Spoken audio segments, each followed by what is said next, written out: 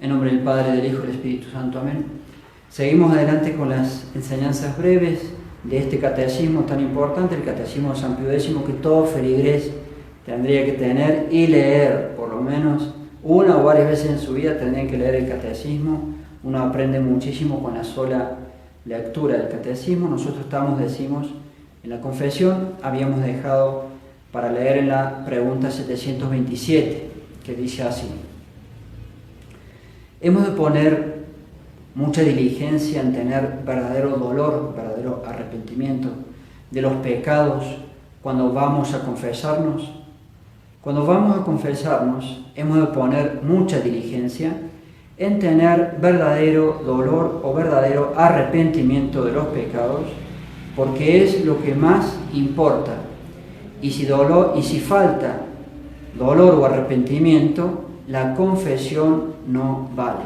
Lo más importante cuando uno va a confesarse no es el solo hecho de decir los pecados, que también es necesario, sino estar arrepentido. Vale decir que mi inteligencia me muestre, la gracia en realidad, trabajando en nuestra inteligencia, la gracia de Dios, la fe, que mi acción estuvo mal y que yo entienda eso y esté dispuesto a no hacerlo más para no ofenderlo a Dios. El propósito de enmienda tiene que ser también parte del arrepentimiento, y el propósito de enmienda, para que sirva, tiene que ser un propósito de enmienda de no hacer nunca más ese ni ningún pecado mortal. Lo aclaramos, ya lo dijimos hace poco, porque puede haber personas que piensan, y los sacerdotes nos encontramos con eso, personas que piensan, bueno, lo voy a seguir haciendo, pero menos veces. Si se trata de un pecado mortal, eso es inválido. Ante Dios, lo único que sirve es tener la intención, que forma parte del arrepentimiento, forma parte del dolor, tener la intención de no hacerlo nunca más. Porque la confesión es para cambiar, para tener la intención de cambiar, de corregirse, de cambiar de vida. Siguiente pregunta. Quien se confiesa de solo pecados veniales, ¿ha de tener dolor de todos ellos? Tengo solamente pecados veniales, me tengo que arrepentir de todos.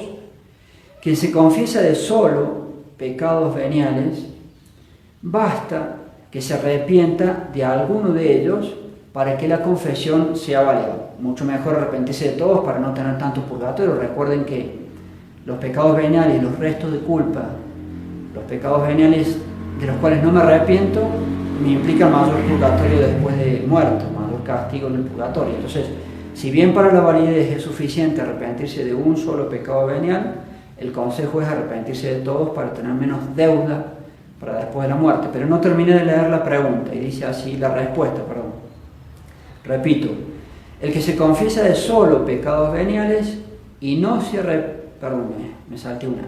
Quien se confiesa de solo pecados veniales, basta que se arrepienta de alguno de ellos para que la confesión sea válida. Ahí ya es válida la confesión, pero para alcanzar el perdón de todos los veniales, es necesario que se arrepienta de todos los que reconoce haber cometido. A veces los fieles pueden hacer en forma mecánica tan solo una acusación de pecados. Padre, tuve mal genio, tuve pereza. Y de ninguno de los dos se arrepintió, porque lo pueden hacer como son pecados pequeños, lo pueden hacer en forma mecánica. Si de ninguno de los dos se han arrepentido, es inválida la confesión.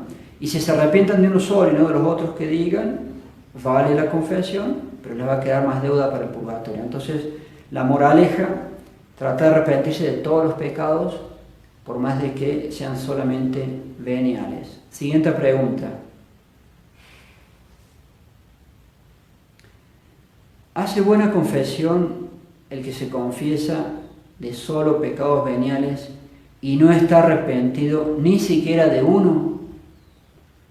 Repito, ¿hace buena confesión el que se confiesa de solo pecados veniales y no está arrepentido ni siquiera de uno de los veniales? Respuesta: el que se confiesa de solo pecados veniales y no se arrepiente ni de uno solo, hace confesión inválida, hace confesión nula. Por lo menos de uno me tengo que arrepentir, si son pequeños.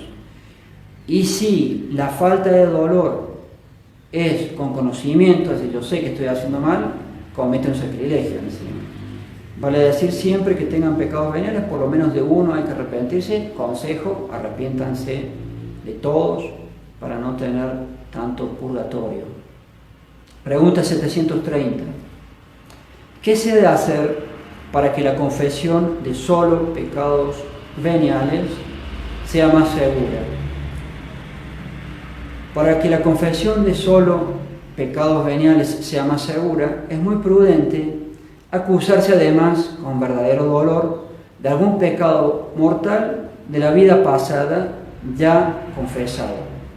No es obligación, pero es un buen consejo. A veces la gente, algunos feligreses pueden tener dificultad, cualquier ser humano, en ver los pecados. Algunas personas es como si tuviesen realmente esa dificultad de ver los pecados, entonces se les recomienda que acusen un pecado del pasado, que ya esté acusado, que se vuelvan a arrepentir en ese momento para asegurar la validez de la confesión.